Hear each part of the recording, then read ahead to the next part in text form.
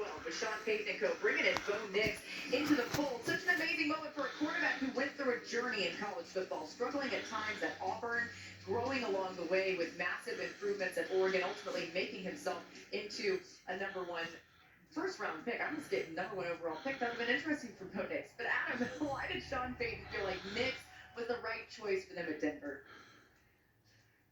Well, there are a lot of reasons, Laura. I think it goes back to Sean Payton's past, to 2017, when he had the 11th overall selection, and the Kansas City Chiefs traded up one spot ahead of him to number 10 to take Patrick Mahomes, and he didn't get a chance to draft the quarterback he wanted.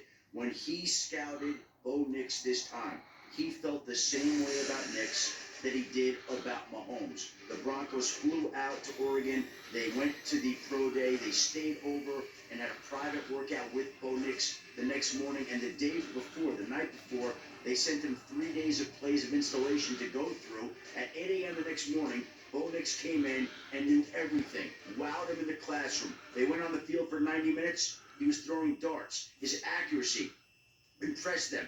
And then Sean Payton did a deep dive after an incredible meeting. Spoke to Philip Rivers, who worked with Bo Nix during the offseason, and Philip Rivers said he was surprised at how big Bo Nix was, how well he threw the football, his accuracy. All these factors made it such that Sean Payton was determined to find a way to get Bo Nix to get to him in Denver, and they used the 12th overall pick last night to get the quarterback that they believe will be their quarterback of the future. Yeah, Adam, as you know, so much due diligence is done, especially when you're going to invest this in these quarterbacks. But sometimes it's a gut instinct as well. And it feels like Sean Payton had that. He's entering his 17th season as a head coach in 2024. And this is the first time his team spent a first or second round pick on a quarterback. His team drafted just one other quarterback in the top 100. Garrett Grayson was a third round pick for the Saints in 2015 at number 75 overall. He ended up not playing it down, was cut after one season. Some of that has to do with the fact that, he had Drew Brees for all that time. But ESPN draft insider Bill Gates is joining us here now. This month from over here too. Good to be here. We're glad to have you. Did this pick make sense to you? No, I just going back through an old text between Dan and I. Yeah. March 12th, right after Bo Nix's pro day. And after that pro day, I had a chance to ask Bo, what are the traits that you're going to have yourself, you're going to sell yourself on to the NFL? And the first thing he said was processing. If I were to ask you the 3 traits that come to mind for a quarterback evaluation for Sean Payton, my guess is in some order, the first thing would be processing, accuracy, and decision-making. Bo Nix excelled in all of those things. Yeah. After that pro day, Dan and I were texting, and I said, I can just see Sean Payton meeting with Bo Nix during the pre-draft process and saying, give me that player at 12. Dan said, absolutely, it's exactly his prototype.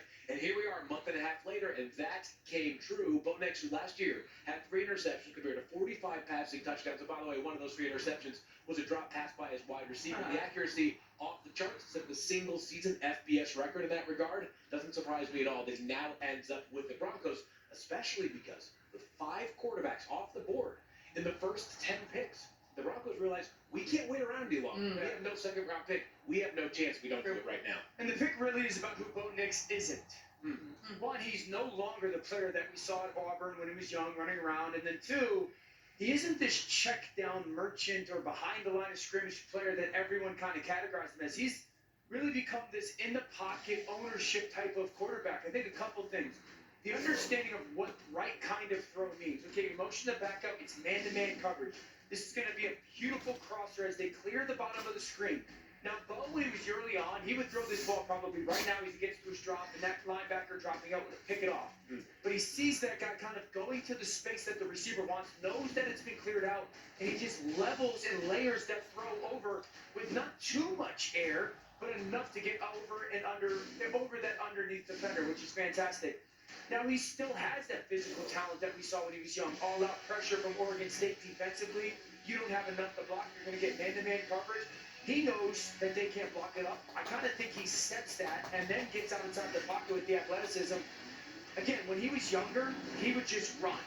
Now he keeps his eyes down the field and finds the receiver as he's running full speed, cross his body, launch to an open guy for a 35-plus yard gain to Troy Franklin. That's a different type of player. And for the people who sit there and say, well, how's his processing ability? All right, so they're going to try to throw the ball to the back on an angle route as they motion him out. He sets and realizes, okay, that backer that's on the hatch is following my eyes to the back. Well, the answer is to replace where that guy left. Get to number 2 on the stick, and then number 3 on this little skinny wrap replace post. Ball out right now, right when that receiver's coming. That guy's developed into a big-time quarterback. And for everyone who says he's checked down Charlie behind the line of scrimmage, take those out.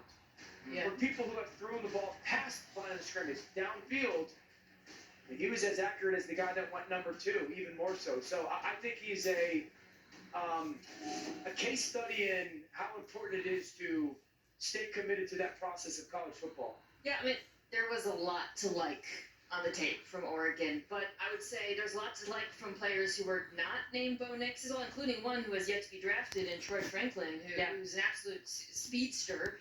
Tez Johnson, also who's not in the draft eligible, was a great player, very good offensive line. Bucky Irving is going to be drafted. My point is this: he was in an excellent situation in Oregon, and I'm not saying that to ding him, but I am a little bit worried when I look at the Broncos depth chart that he's walking into. You don't see that kind of speed. There's questions on the offensive line.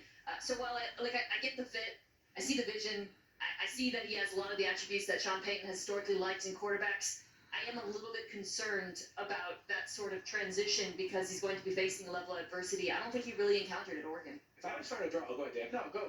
If I was trying to draw a line between my 2 tiers of quarterbacks in this class, which were the first 3 and then the subsequent 3, if I were to categorize the first 3, it's capable of doing things with less, whereas the next 3 I think were dependent upon more factors. As Mina was just describing with Bo Nix, that's the next responsibility now, Dan, is they got to get him even more weapons and a solid offense. Well, and just to add a little bit more pressure to the situation, you think about the Broncos' history since Peyton Manning. They've used 13 different starting quarterbacks since Manning retired after that 2015 season. That's tied